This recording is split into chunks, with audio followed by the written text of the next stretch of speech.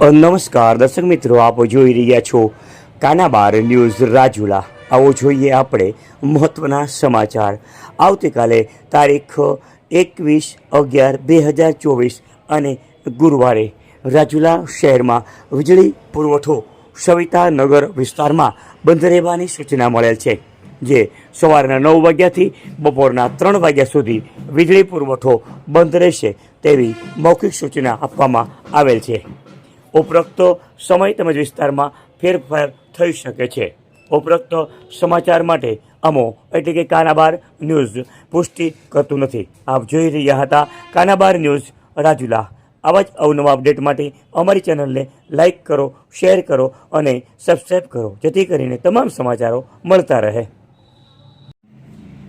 આવા જ સમાચારો માટે અમારી ચેનલને લાઈક કરો, શેર કરો અને સબસ્ક્રાઈબ કરો, અને હા, બેલ આઇકોન દબાવવાનું ભૂલતા નહીં।